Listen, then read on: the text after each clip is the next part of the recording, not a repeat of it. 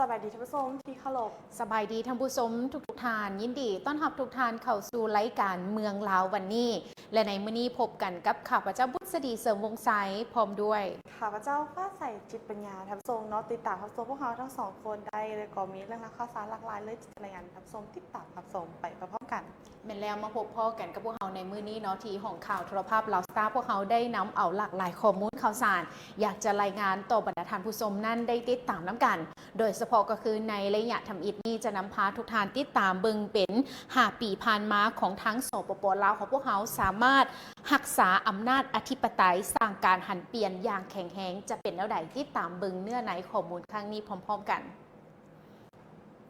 สำหรับเวียกงาน5 ปีผ่านมาของทั้งสปป.ลาวฐานสหายทองลุ้นศรีสุริตเลขาธิการใหญ่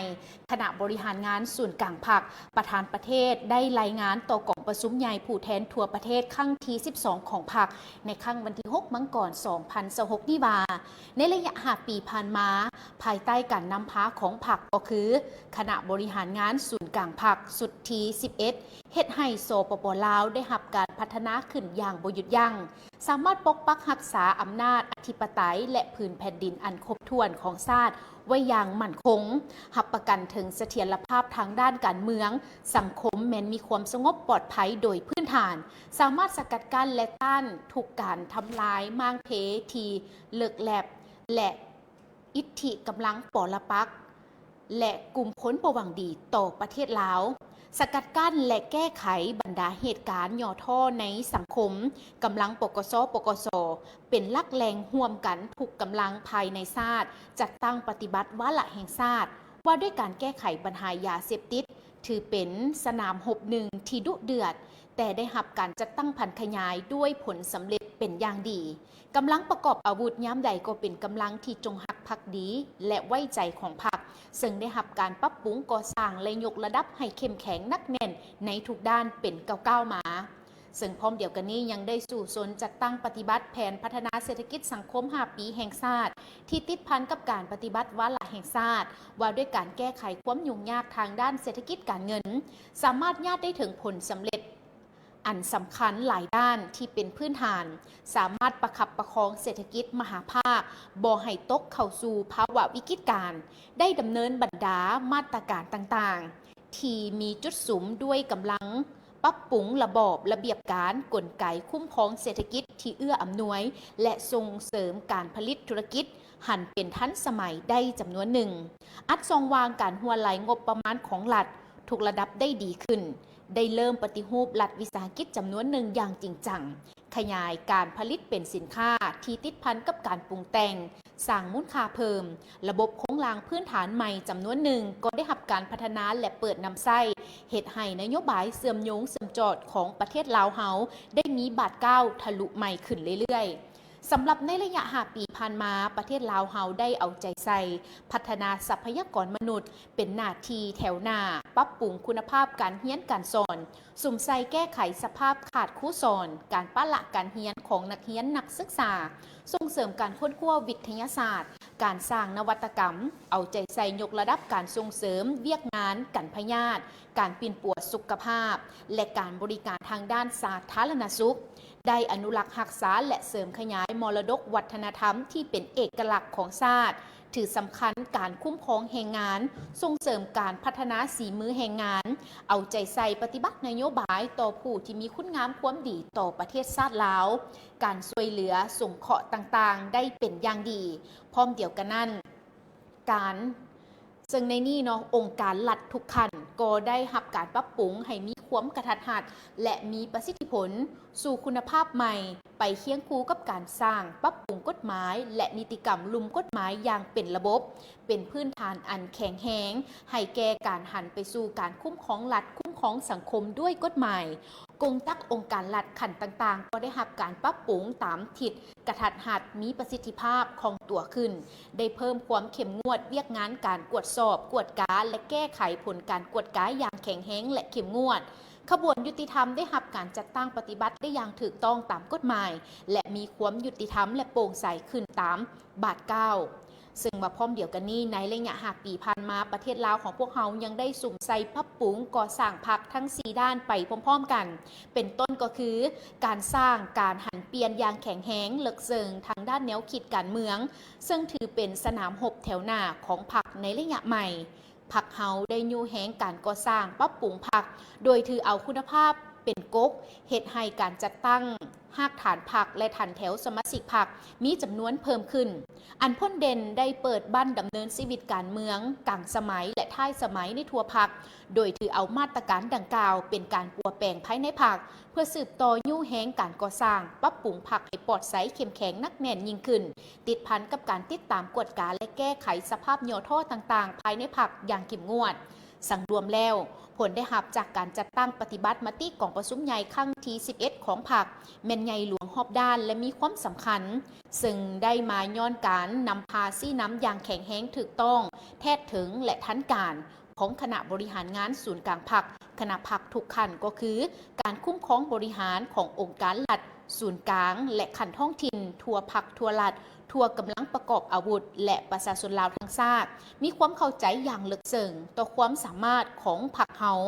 ในการประเสริญหน้ากับปัญหาที่เกิดขึ้นได้อย่างสำเร็จมีความบุกบืนสู่สนและตัดสินใจสูงค้นคว้าทางออกและวางมาตรการอันจำเป็นได้อย่างถูกต้อง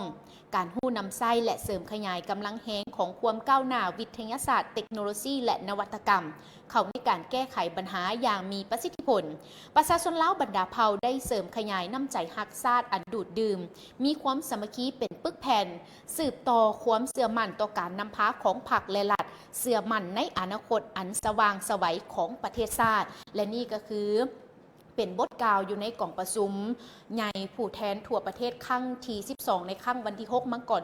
2026ที่ผ่านมาจากทานสหายทองลุ้นศรีสุริตเลขาธิการใหญ่คณะบริหารงานศูนย์กลางพรรคประธานประเทศแห่งสปป.ลาวและนี่ก็ถือได้ว่าเป็นเนื้อในบางช่วงบางตอนอยู่ในกล่องประชุมครั้งดังกล่าวที่ทางรายการของพวกเรานำมารายงานต่อท่านผู้ชมเจ้าเถาส้มและนอกจากนั้นพวกเขาก็ได้มีการรายงานเพิ่มเติมเกี่ยวกับกองประชุมในครั้งนี้เองเถาส้มเนาะถือว่ารัฐบาลสุ่มใส่มติปฏิบัติมาตรการต่างๆฟื้นฟูเศรษฐกิจนั่นเองเถาส้มในระยะ5 ปีผ่านมารัฐบาลได้สุ่มใส่ปฏิบัติมาตรการต่างๆเพื่อฟื้นฟูเศรษฐกิจโดยสุ่มใส่สุกโยกการผลิตและการบริการให้สืบต่อขยายตัวอย่างต่อเนื่องเป็นต้นการเปิดประเทศคืนใหม่ภายหลังการระบาดของพยาธิโควิด -19 การสุกยุส่งเสริมการผลิตเพื่อทดแทนการนำเข้าและส่งออกติดพันกับการปล่อยสินเชื่อเพื่อฟื้นฟูเศรษฐกิจการปฏิบัติโครงการทดลองแห่ธาตุการส่งเสริมการท่องเที่ยวการปรับปรุงการบริการขนส่งภายในและต่างประเทศและอื่นๆเฮ็ดให้เศรษฐกิจสืบต่อขยายตัวอย่างต่อเนื่องสหายสอนไซศรีพันดอนกรรมการกรมการเมืองศูนย์กลางภาคนายกรัฐมนตรี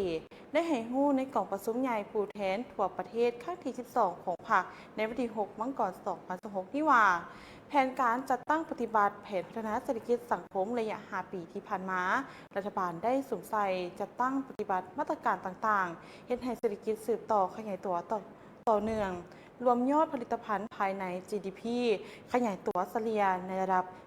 4.4 ส่วนห้อยซึ่งบรรลุคาดหมายที่วางไว้ 4 ส่วนห้อยขึ้นไป GDP ต่อหัวคนบรรลุได้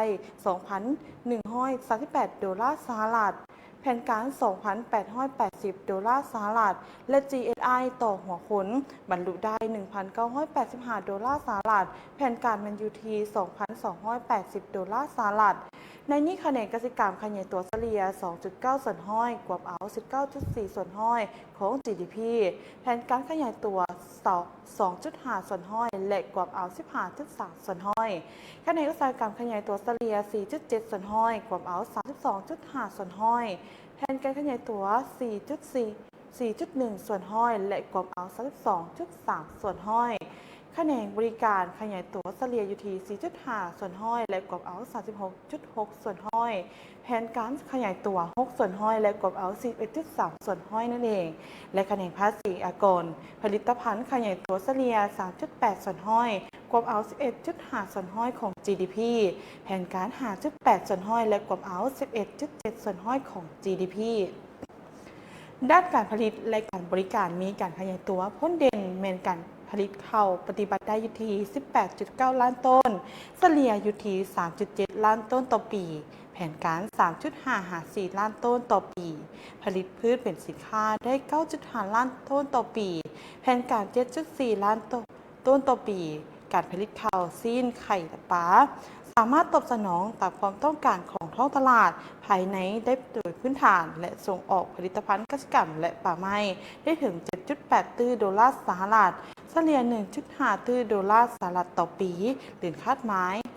31.49 ส่วนห้อยแผน 1.2 ตื้อดอลลาร์สหรัฐสำหรับข้อมูลมูลค่าการผลิตพลังงานไฟฟ้าได้อยู่ที่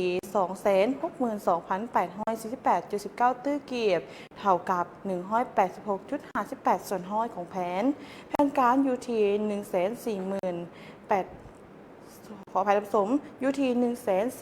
148,779.6 ตื้อเกียบเพิ่มขึ้นเฉลี่ยอยู่ที่ 96.96 ส่วนห้อยต่อปีมูลค่าการผลิตแห่ธาตุอยู่ที่ 179,755.35 ตื้อเก็บบรรลุได้อยู่ที่ 320.36 ส่วนห้อยของแผนการอยู่ที่ 56,111 ตื้อเก็บหรือเพิ่มขึ้นเฉลี่ย 39.26 ส่วนห้อยต่อปีมูลค่าการจราจรสินค้าได้อยู่ที่ 412,269.82 ตื้อเก็บเท่ากับ 96.71 ส่วนห้อยของแผนการอยู่ที่ 424,227.52 ตื้อเก็บเพิ่มขึ้นเฉลี่ยอยู่ที่ 9.97 ส่วนห้อยต่อปีสามารถขนส่งสินค้าได้อยู่ที่ 60.32 ล้านต้นเพิ่มขึ้นเฉลี่ยอยู่ที่ 19.26 ส่วนห้อยต่อปีและการขนส่งโดยสารสามารถบรรลุได้อยู่ที่ 484.7 ล้านเถื่อขนเพิ่มขึ้นเฉลี่ยอยู่ที่ 6.15 ส่วนห้อยต่อปีด้านการค้ากับต่างประเทศมีมูลค่าการค้าทั้งหมดอยู่ที่ 84.4 ตื้อดอลลาร์สหรัฐเท่ากับ 119 ส่วนห้อยของแผนการมาอยู่ที่ 70.9 ตื้อดอลลาร์สหรัฐในนี้มูลค่าส่งออก 46.4 ตื้อดอลลาร์สหรัฐเท่ากับ 122 ส่วนห้อยของแผนการเพิ่มขึ้นเฉลี่ยอยู่ที่ 15.19 ส่วนห้อยต่อปีและมูลค่าน้ำเข้า 37.9 ตื้อดอลลาร์สหรัฐเท่ากับ 115 ส่วนห้อยของแผนเพิ่มขึ้นเฉลี่ยอยู่ที่ 13.45 ส่วนห้อยต่อปีและเกินดุลการค้า 8.4 ตื้อดอลลาร์สหรัฐส่วนด้านการลงทุนสามารถระดมการลงทุนได้ทั้งหมดอยู่ที่ 387,372 ตื้อเก็บเท่ากับ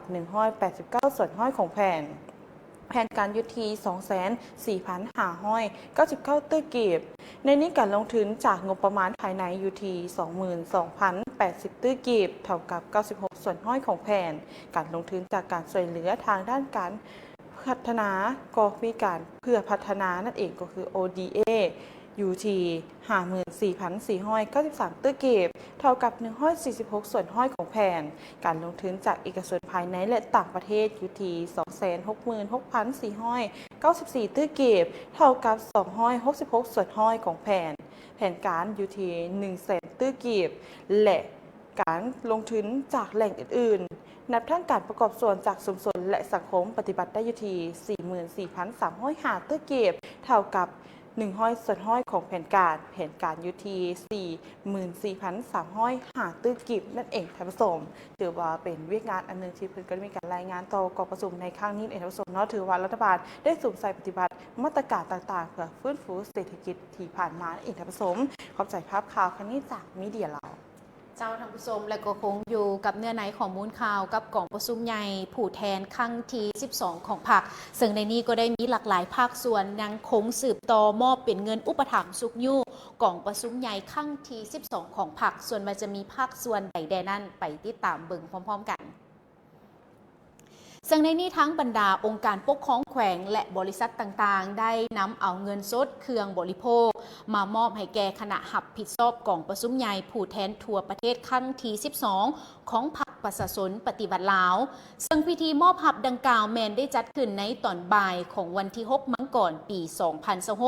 และต่างหน้าหับโดยท่านสหายสันติภาพพรหมวิหารกรรมการส่วนกลางพรรคเลขาคณะบริหารงานพรรครัฐมนตรีกระทรวงการเงินโดยมีภาคส่วนที่เกี่ยวข้องเข้าร่วมด้วยกันสำหรับภาคส่วนที่ได้นำเอาเงินมามอบในครั้งนี้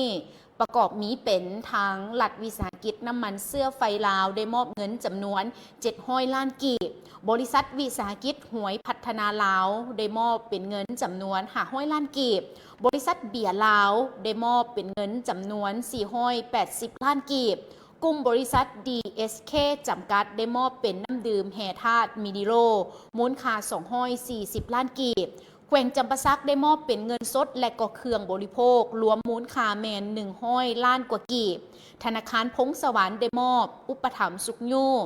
100 ล้านกีบโรงแรมลาดสบงได้มอบเป็นเงินสุขยูกล่องประชุมดังกล่าว100 ล้านกีบและแขวงหลวงน้ำทาก็ได้มอบเป็นเงินสดในมูลค่าจำนวน50 ล้านกีบนั่นเอง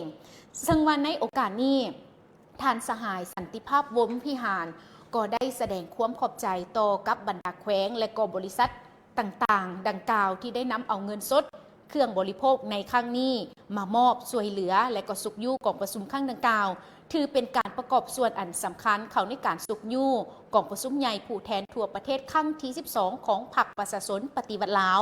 พร้อมทั้งได้ยืนยันว่าจะนำเอาเงินการช่วยเหลือในครั้งนี้ไปนำไส้ให้ถึกตามจุดประสงค์และเป้าหมายนั่นเองทั้งหมดก็ต้องขอขอบใจภาพและก็เนื้อในข้อมูลข่าวในครั้งนี้จากกิตตาที่ได้นำส่งให้แก่ทางโทรภาพลาวสตาร์ของพวกเราได้ออกรายงานต่อทานผู้ชมได้ติดตามน้ำกัน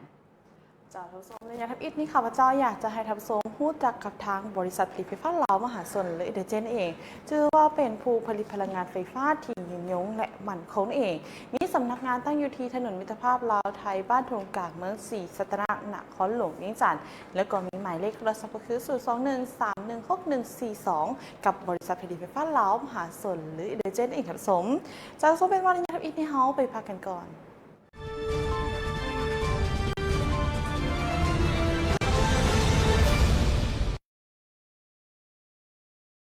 ยินดีต้อนรับทุกท่านเข้าสู่สถาบันการเงินจุลภาคที่รับเงินฝาก SSB จำกัดฝากเงินกับพวกเขาปลอดภัยมั่นใจผลตอบแทนสูงพวกเขาบริการเงินฝากประหยัดเงินฝากกระแสรายวันเงินฝากมีกำหนดให้อัตราดอกเบี้ยสูงและฟรีค่าธรรมเนียมสำหรับเปิดบัญชีใหม่หากท่านต้องการแหล่งทุนหมุนเวียนที่จะสร้างเศรษฐกิจครอบครัวพวกเขาพร้อมให้บริการเงินกู้ที่ท่านสามารถหาแหล่งทุนได้ง่ายและอัตราดอกเบี้ยที่เหมาะสมสอบถามข้อมูลเพิ่มเติมได้ที่เบอร์020-5881-9898หรือ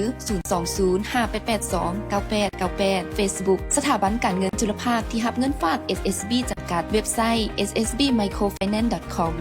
สถาบันการเงินจุลภาคที่รับเงินฝาก SSB จำกัดใส่ใจธุรกิจชีวิตมั่นคง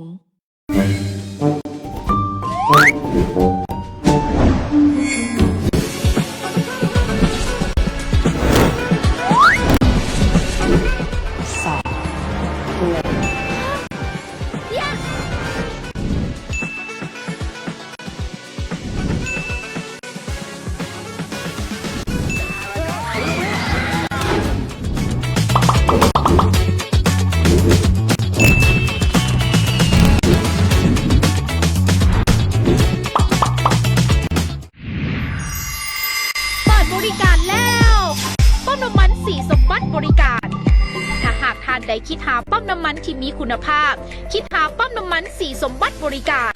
ซึ่งเป็นปั๊มน้ำมันที่ทันสมัยครบวงจรสถานที่กว้างขวางสะดวกสบายจอดรถได้หลายคันมีพนักงานมืออาชีพให้บริการด้วยใจพร้อมกับหอยยิ้มมีห้องน้ำสะอาดมาพร้อมกับมาตรฐานมีห้างซุปเปอร์มาร์เก็ตห้างกาแฟแซ่บๆบรรยากาศดีมีเครื่องดื่มหลากหลายสถานที่ตั้งอยู่บ้านไสมงคลเมืองนาไซท้องนครหลวงเวียงจันทร์เส้นทางไปหาสีเกิดหาห้อยแมทก่อนขึ้นทางด่วนเวียงจันทร์วังเวียงสังเกตโลโก้สีเขียวสัญลักษณ์รูปนกอินทรีท่านสามารถเข้าไปสัมผัสกับประสบการณ์ใหม่ได้แล้วกับปั๊มน้ำมันสีสมบัติบริการสะดวกว่องไวใส่ใจบริการมีมาตรฐาน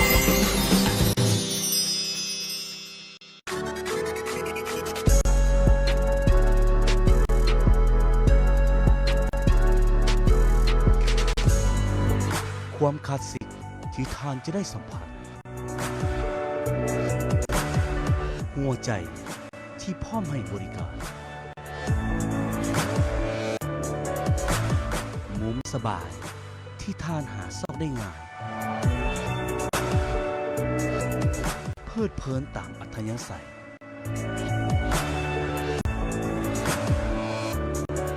องกว้างขวางหรูหราสวยงาม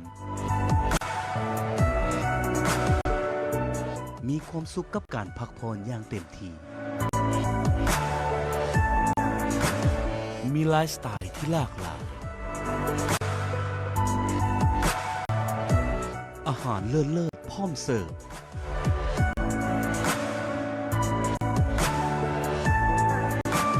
ซิตี้อินเวียนเทียความสุขที่ท่านสัมผัสได้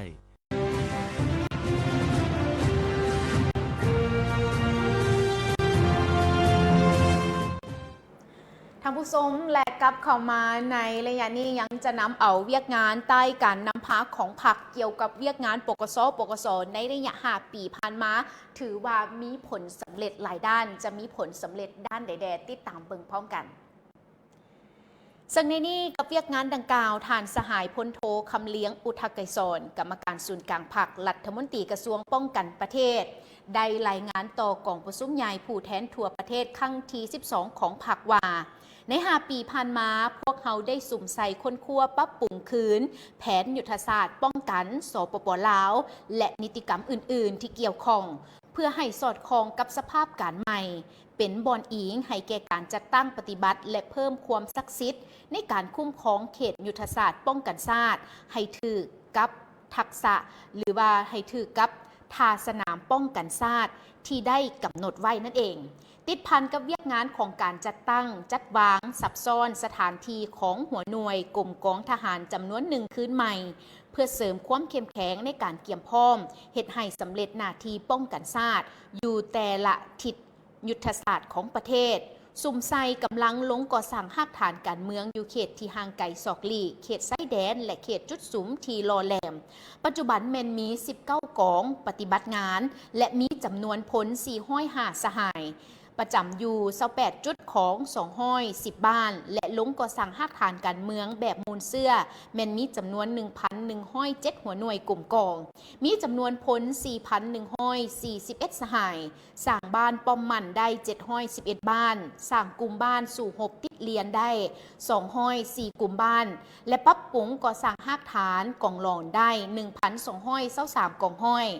สร้างตั้งกำลังป้องกันตัวได้17กองห้อย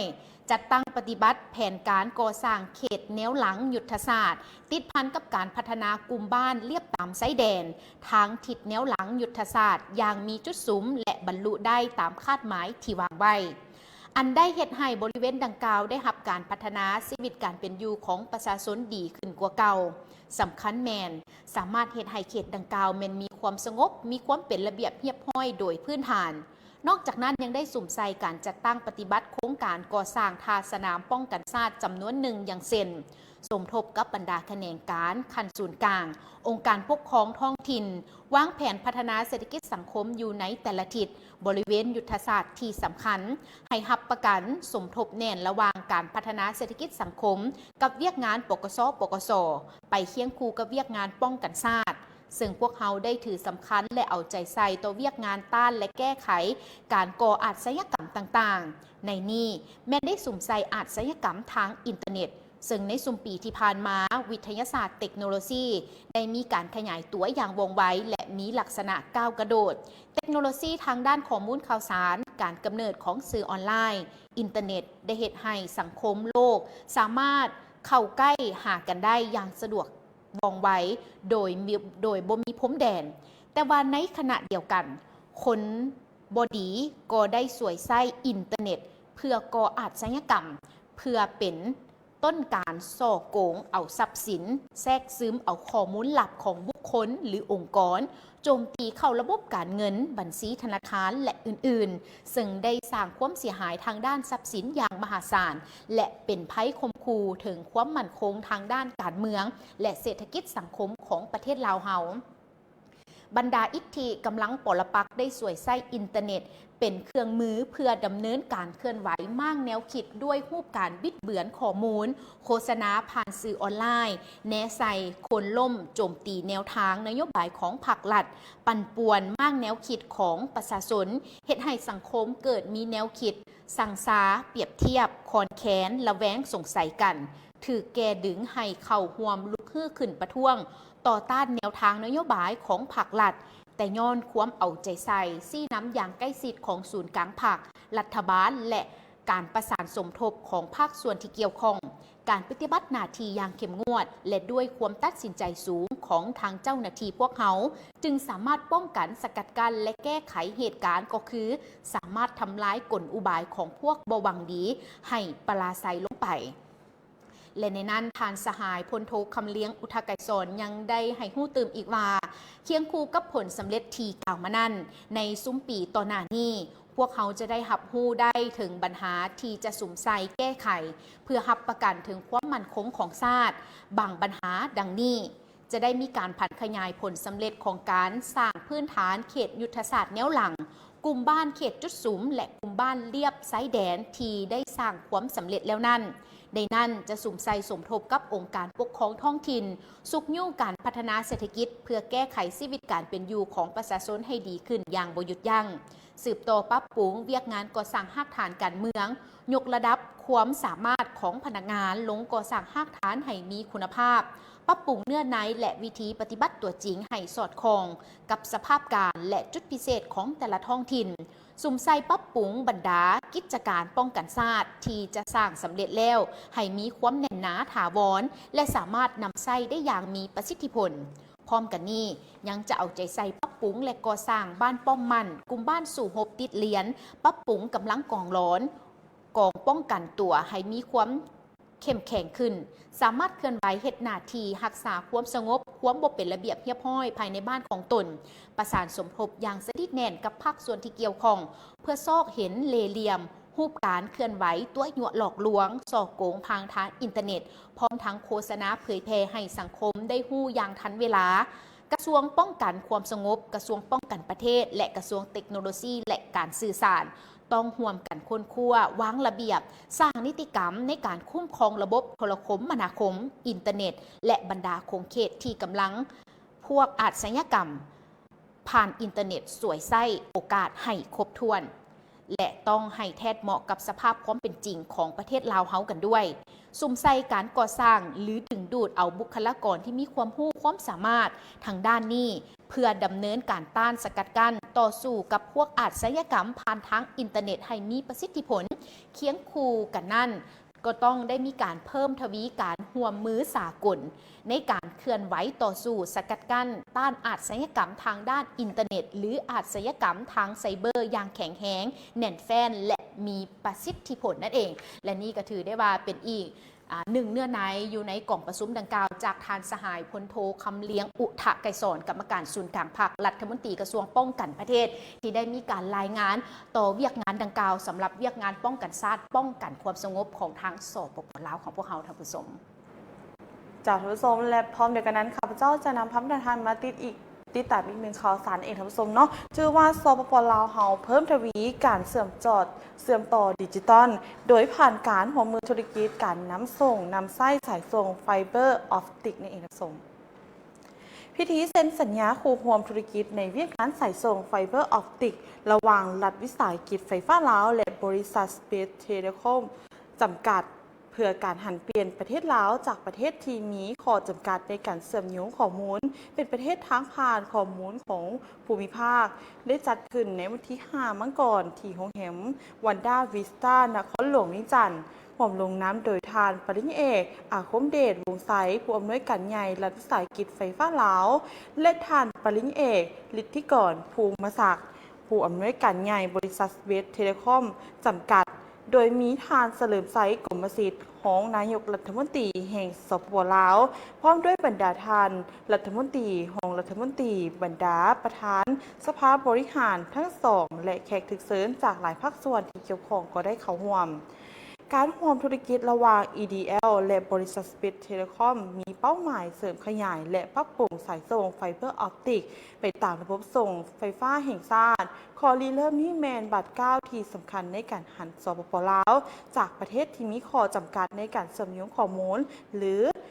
ดิจิตอลแลนด์ล็อกไปสู่การเป็นศูนย์กลางการเชื่อมต่อดิจิตอลของภาคพื้นดิจิตอลแลนด์ลิกซึ่งว่าในพิธีเซ็นสัญญาครั้งนี้ทานปริญญาเอกอาคมเดชวงศ์ไสกล่าวว่า ข้าพเจ้าเสื่อมั่นว่าด้วยระบบพื้นฐานโครงหลังของรัฐวิสาหกิจไฟฟ้าลาวที่มีความพร้อมในปัจจุบันบวกกับท่าแหงทางด้านการเงินและประสบการณ์ของบริษัทลาวคอนเน็กซ์จำกัดบริษัทสเปซเทเลคอมจำกัด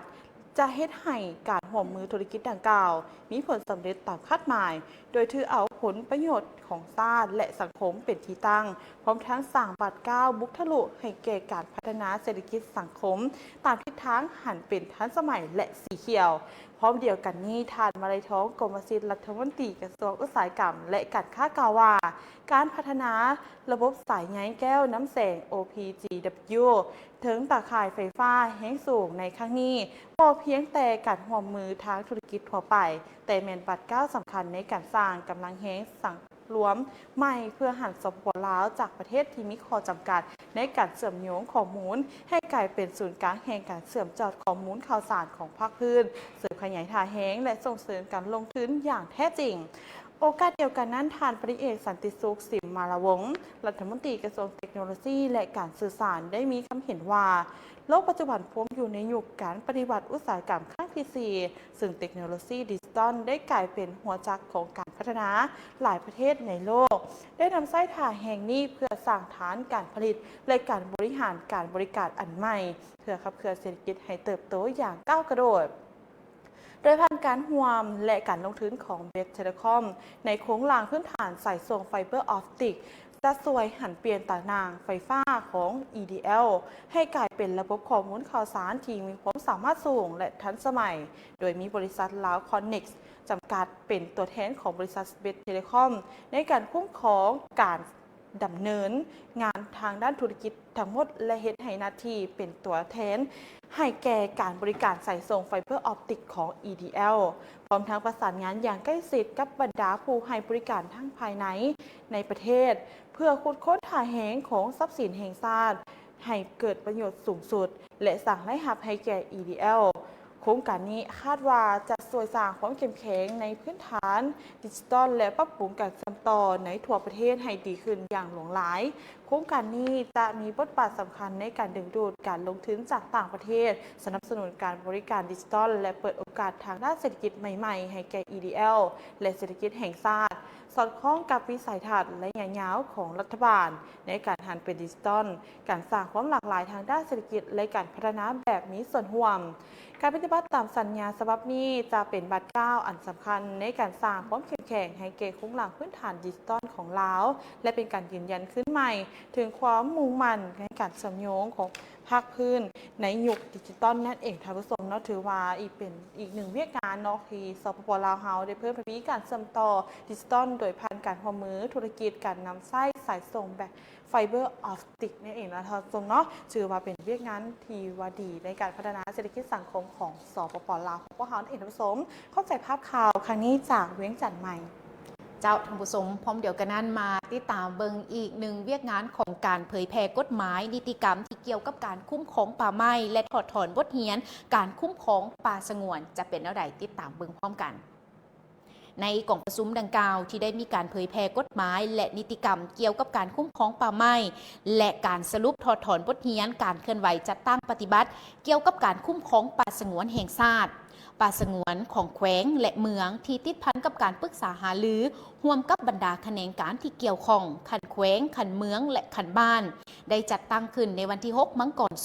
2026อยู่ที่สโมสรของเมืองไซโดยการเป็นประธานของทานพมสุข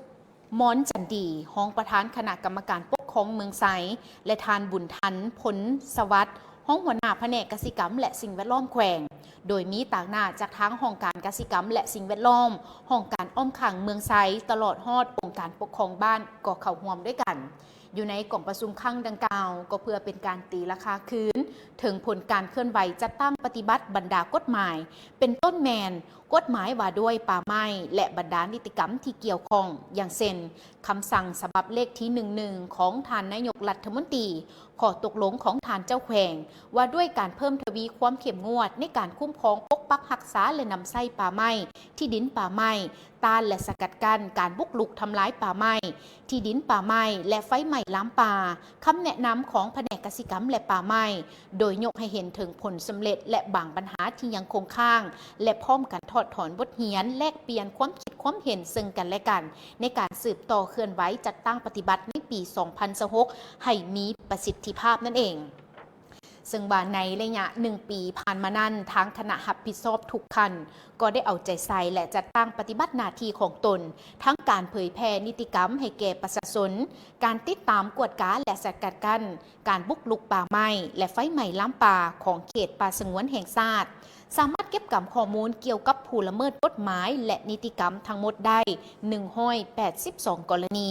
ในนี้บุกรุกทางป่าแม่นมี178กรณีแก้ไขไปแล้ว56กรณีเนื้อที่ป่าไม้ถูกบุกรุกทั้งหมดแม่น27บ้านกวมเอา174กว่าเฮกตาร์ในนี้เนื้อที่ดินในเขตป่าสงวนจำนวน92เฮกตาร์ป่าป้องกัน56เฮกตาร์และป่าผลิตจำนวนหนึ่งเกิดมีไฟไหม้ล้ำป่าจำนวน7บ้าน10จุดกวมเอาเนื้อที่58กว่าเฮกตาร์ในนี้แม่นมีป่าสงวนจำนวน44เฮกตาร์และป่าป้องกันจำนวน13เฮกตาร์ด้วยกันในกล่องประชุมยังได้เผยแพร่บางนิติกรรมและบางมาตราของกฎหมายว่าด้วยป่าไม้เพื่อเน้นนักให้ทุกภาคส่วนทั้งขันแขวงและขันเมืองพร้อมกับขันบ้านได้รับรู้เข้าใจอย่างละเอียดลึกซึ้งและพร้อมกันจัดตั้งปฏิบัติเกี่ยวกับบรรดากฎหมายและนิติกรรมดังกล่าวให้เข้มงวดนั่นก็คือการคุ้มครองป่าไม้และการคุ้มครองป่าสงวนแห่งชาติและกองประชุมครั้งดังกล่าวก็ได้จัดขึ้นอยู่ที่ทางเมืองไซนั่นเองนะคะผู้ชมทั้งหมดนี้ข้าพเจ้าเองก็ต้องขอบใจทั้งภาพและเนื้อในของมูลข่าวครั้งนี้จากคานมณีเฮียนดอจันจากทุกชมและพร้อมเดียวกันข้าพเจ้าอยากจะแนะนำเป็นปั๊มน้ำมันสีสมบัติบริการเนาะถือว่าเป็นปั๊มน้ำมันที่สะอาดกว้างขวางมีบ่อนจอดรถสะดวกสบายแล้วก็ปั๊มของเพิ่นนั้นเนาะจะอยู่ทางด้านบ้านอยากให้ทำส้มนั้นไปกันทีปั๊มน้ำมันสีสมบัติบริการเนาะถือว่าเป็นปั๊มน้ำมันที่สะอาดกว้างขวางมีบ่อนจอดรถสะดวกสบายและปั๊มของเพิ่นนั้นจะมีโลโก้หนูอินทรีในปั๊มน้ำมันก็ยังมีห้างกาแฟบ้านไม้ชานใดที่ว่ามักดื่มกาแฟแม่นบุคคลพลาดปั๊มมันตั้งอยู่ที่บ้านไซมุกุลเมืองนาไซทองนครหลวงจันทร์ทางขึ้นทางเดินเวียงจันทร์วังเวียงถ้าหากไกลไปไกลมาก็อย่าลืมไปแวะซิมกาแฟแล้วก็ตื่นน้ำมันเพิ่นได้ที่ปั๊มน้ำมันสีสมบัติบริการเอกผสมจะรู้ว่าเป็นวันระยะที่เฮาไปพักกันตื่นก่อนระยะต่อไปก็มีเรื่องราวข่าวสารมารายงานกันเพิ่มเติม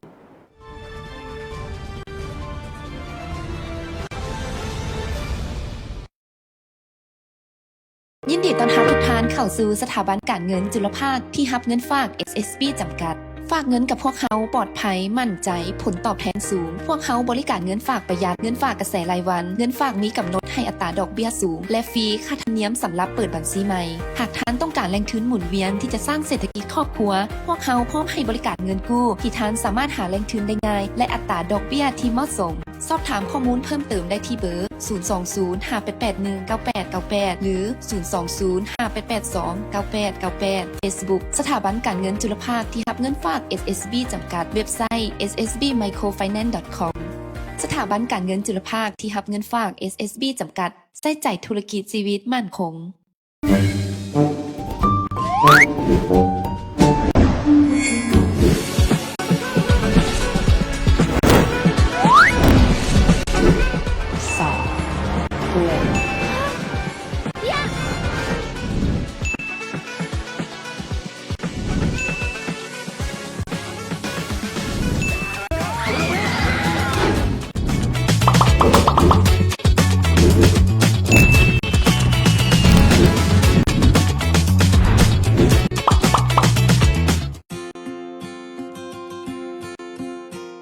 วังเวียงมวลเสน่ห์แห่งแหล่งท่องเที่ยวแขวงเวียงจันทร์ซึ่งมีสถานที่ท่องเที่ยวที่เป็นเอกลักษณ์เป็นสถานที่พักผ่อนหย่อนใจของไผ่หลายๆคนถ้าท่านมีแผนจะเดินทางไปท่องเที่ยววังเวียงพวกเขาขอแนะนำโรงแรมสีสมบัติพลาซ่าสถานที่พักผ่อนบ่ไกล กลจากในเมือง มีบอนจอดรถกว้างขวาง มีซาลอยน้ำ มีห้องพักหลายระดับบ่ว่าจะเป็น VIP Suite หรือ King Suite ราคาเป็นกันเอง นอกจากนั้นยังมี Deluxe Family Deluxe Twin Deluxe King ห้องซับเพรียลห้อง Standard Double ห้อง Standard Family ที่สำคัญยังมีห้องประชุมสัมมนาที่กว้างใหญ่พร้อมเครื่องบริการครบสุด สถานที่ตั้งอยู่บ้านเวียงแก้ว เมืองวังเวียง แขวงเวียงจันทน์ห้องสะอาด บรรยากาศดีเตียงใหญ่สมใจ บอนจอดรถกว้างใหญ่ ต้องโรงแรมศรีสมบัติพลาซ่า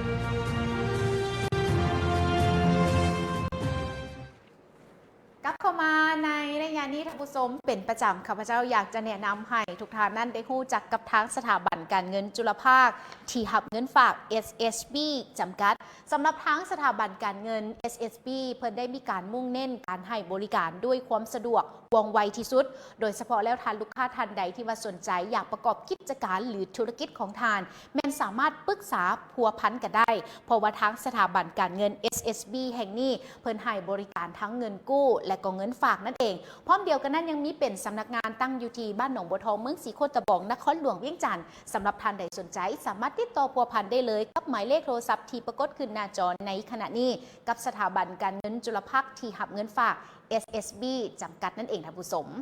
จากท่านผู้ชมกลับมาติดตามในข่าวสารกันเพิ่มเติมในระยะสุดท้ายของทางรายการของพวกเขาถือว่าเป็นการสำเร็จการแต่งตั้งพนักงานดำรงตำแหน่งหัวหน้าห้องหัวหน้าหน่วยงานโรงเรียนมัธยมศึกษาสมบูรณ์สงของแขวงบ่อแก้วเอ็นสม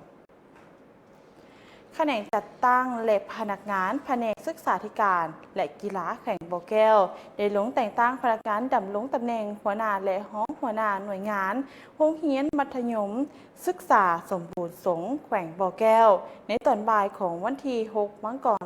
2026 นี้โดยการเป็นประธานของทานสมซ้ายศรีสวัสดิ์ของหัวหน้าแผนกศึกษาธิการและกีฬาแข่งพระอาจารย์ปริญญาเอกไสยพรศรีปัญญาอำนวยการโรงเรียนมัธยมศึกษาสมบูรณ์สงแขวงบ่อแก้วมีบรรดาคณะครูอาจารย์โรงเรียนและพนักงานแขนงจัดตั้งและแขนงกฎกาพนักงานแผนกศึกษาธิการกีฬาแขวงเขาห่วม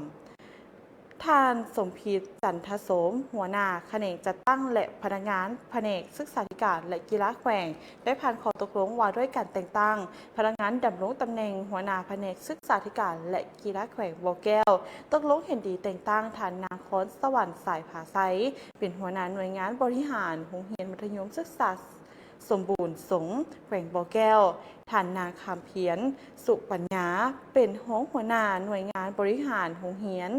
ท่านซ้ายอนนท์วงวิไลพรเป็นหัวหน้าหน่วยงานวิชาการโรงเรียนและท่านเพชรพรแสนลอคำเป็นห้องหัวหน้าหน่วยงานวิชาการโรงเรียนมัธยมศึกษาสมบูรณ์ส่งแขวงบ่อแก้วและมอบใบยั่งยืนให้แก่ผู้ที่ได้รับการแต่งตั้งโดยเมนทานสมซ้ายศรีสวัสดิ์ห้องหัวหน้าแผนกศึกษาธิการและกีฬาแขวงพร้อมทางแสดงความสมเสยต่อผลงานของทานที่มีความเอาใจใส่บุกบืนหาวหันต่อหน้าที่วิการจนได้รับการแต่งตั้งดำรงตำแหน่งบริหารประเภท 6 และประเภท 7 ครั้งนี้ขอเรียกร้องให้บรรดาทานจงเอาใจใส่สืบต่อเคลื่อนไหวจัดตั้งปฏิบัติเวียกงานวิสาเฉพาะของตนที่ได้รับการมอบหมายจากขันถึงให้มีผลสำเร็จปัญหาสำคัญแมนให้เอาใจใส่ความเป็นแบบอย่างน้ำหนาในการปฏิบัติหน้าที่เวียกงานต่างๆการแต่งบทสอนก่อนที่จะขึ้นห้องซิดสอนนักเรียนในทุกครั้งมีการติดตามกฎการความพร้อมให้มีความสอดคล้องและสามารถตอบสนองความเรียกร้องต้องการในระยะใหม่ให้มีความทันสมัยและได้คุณภาพในการสอนดีสอนเก่งมีครูอาจารย์ต้องมีแบบแผนมีทัศนะ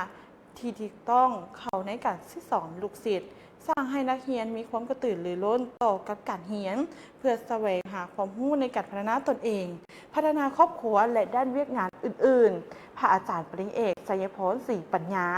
ผู้อำนวยการโรงเรียนมัธยมศึกษาสมบูรณ์ส่งแขวงบ่อแก้วได้มีคำเห็นเน้นหนักให้กับผู้ที่ว่าได้รับการแต่งตั้งดำรงตำแหน่งใหม่และครูอาจารย์จงพร้อมกันเพิ่มทวีความสามัคคีภายใน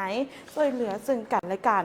และก็เป็นเจ้าการในการยกสูงหน้าที่ความรับผิดชอบของตนในการบริหารวิกงานการคืนห้องค้นคว้าจิตสอนนักเรียนให้เป็นปกติและต่อเนื่องเพื่อเห็นให้นักเรียนเรียนรู้เรียนเก่งและสามารถเสิ่งได้ตามคาดหมายที่ทางโรงเรียนมัธยมศึกษาสมบูรณ์ส่งวางไว้นั่นเองท่านผู้ชมถือว่าเป็นการสำเร็จการแต่งตั้งพนักงานดำรงตำแหน่งหัวหน้าหน่วยงานของโรงเรียนมัธยมสมบูรณ์ศึกษาสงฆ์นั่นเองแข่งบ่อแก้วนั่นเองท่านผู้ชมเนาะถือว่าได้มีการจัดเป็นทีเรียบร้อยกันแล้วเข้าใจภาพข่าวครั้งนี้จากเงินหลงจิตภูวงศ์เจ้าพร้อมเดียวกันนั้นจะนำพาทุกท่านนั้นติดตามเบิงเป็นการปิดสูตรฝึกอบรมทฤษฎีการเมืองในระยะสั้นให้แก่เลขาพรรคและในบ้านไปติดตามเบิงพร้อมๆกันสำหรับพิธีปิดสุดฝึกอบรมทฤษฎีการเมืองในระยะสั้น10 วันให้แก่เลขาพรรคในบ้านจำนวน4บ้านที่ขึ้นกับเขตจุบสุมพัฒนาที่ 6 เมืองทาแต่งสุดที่ 2 ประจำปี 2025ได้จัดขึ้นเมื่อบดลทีผ่านมาอยู่ที่สโมสรบ้านดอนซาโดยการเข้าร่วมเป็นประธานของทานสหายบุญหลายบุตถิเลขาคณะบริหารงานพรรคแขวงเซกองพร้อมกับทานสหายนางแก้วอุดรดวงมณีวงศ์รองเลขาคณะบริหารงานพรรคเมืองทาแต่งและทานสหายแสงละตีหล่อมยเดชหัวหน้าโรงเรียนการเมืองและการปกครองแขวงมีทั้งคณะประจำพรรคเมืองกรรมการพรรคเมืองวิทยากรสัมมนกรพร้อมด้วยแขนงการที่เกี่ยวข้องก็เข้าร่วมด้วยกันในพิธีทานสหายคำเคืองไซยเสนห้องหัวหน้าโรงเรียนการเมืองและการปกครองแขวงก็ได้รายงานว่าสุดฝึกอบรมในครั้งนี้แมนมีนักสัมมนกรจำนวน45 ทานเป็นยิ่งหาทานคนครัวหำเฮียน3ภาควิชา16 บท 49 ชั่วโมงในนี้ภาคทฤษฎีรวมแมนมี4 บท 14 ชั่วโมง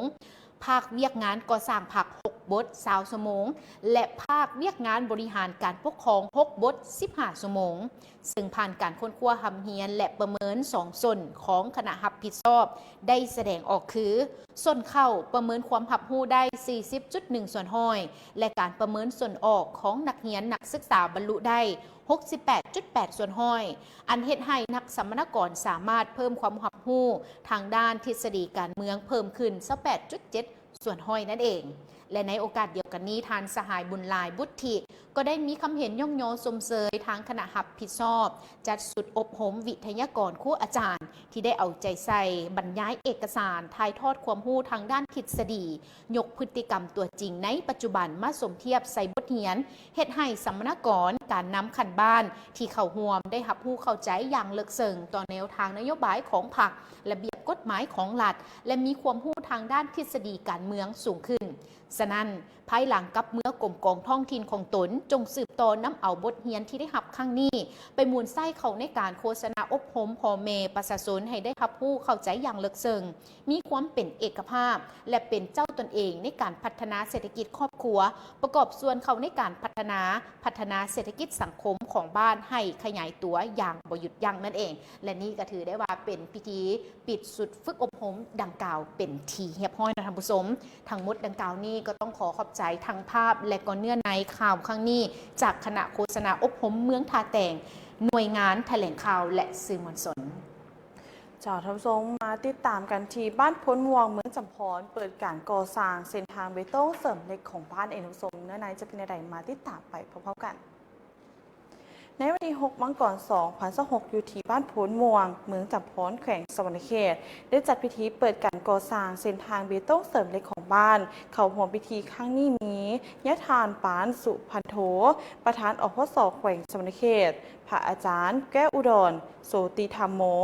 หงประธานอพส.แขวงทั้งเป็นประธานอพส.เมืองจำพรท่านล้ำด่วนเมืองมณีคณะประจำผักเมืองประธานแนวเล้าสังสัตว์เมืองมีกรรมการผักเมืองหัวหน้าโครงการเลขาคณะผักฮักฐานกลุ่มบ้านที่ 11 นายบ้านและประชาชนเข้าร่วมอย่างพร้อมเพรียง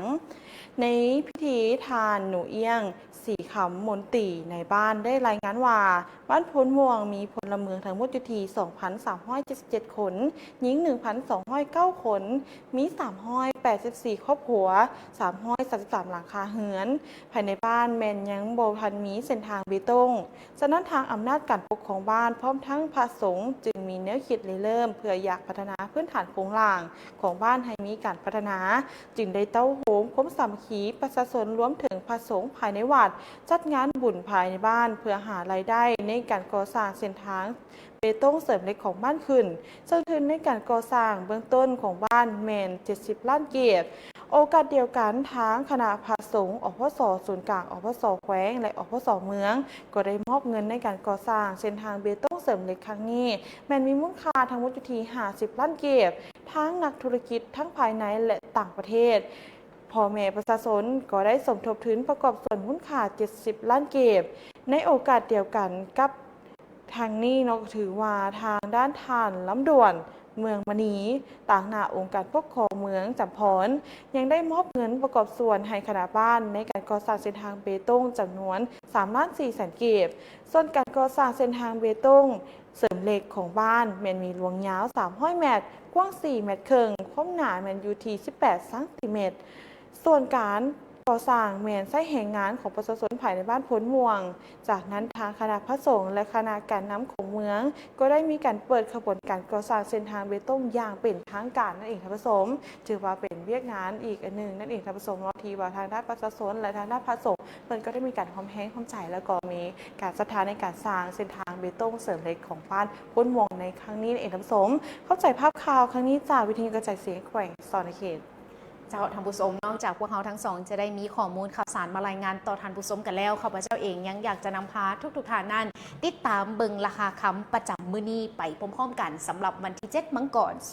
2026คำอุปพันธ์น้ำหนัก1 บาทราคาขายตกอยู่ที่47,259,000 กีบราคาซื้อแมน46 ล้านกับ30,000 กีบคำอุปพันธ์น้ำหนัก1 สลึงราคาขายอยู่ที่11 ล้าน819,000 กีบราคาซื้อคืนแมน11 ล้าน488,000 กีบส่วนบาทราคาคำแทงน้ำหนัก1 บาทราคาขายตกอยู่ที่47 ล้าน150,000 กีบและราคาซื้อคืนแมน46 ล้าน620,000 กีบต้องขอบใจข้อมูลจากเพจฮั่นคำภูวงกันด้วยและนี่ก็ถือได้ว่าเป็นข้อมูลข่าวสารทั้งหมดทั้งมวลที่พวกเขาได้นำมารายงานต่อบรรดาท่านผู้ชมได้ติดตามน้ำกันมาในตอนนี้ก่อนจากลากันไปก็ต้องขอบใจผู้สนับสนุนรายการขอบใจกับทางบริษัทผลิตไฟฟ้าลาวหมาซนหรือว่าอีเดลเจนขอบใจเครือข่ายของยูนิเทลขอบใจปั๊มน้ำมันสิสมบัติบริการขอบใจทั้งสถาบันการเงินจุลภาคที่หับเงินฝาก SSB จำกัดและขอบใจท่านผู้ชมทุกท่านที่ได้ติดตามรายการของพวกเขามาในตอนนี้พวกเขาพิธีกรทั้งสองพร้อมด้วยทีมงานขอตัวกล่าวลากันไปก่อนและพบพ่อกันได้ใหม่ในมื้ออื่นสำหรับมื้อนี้สบายดี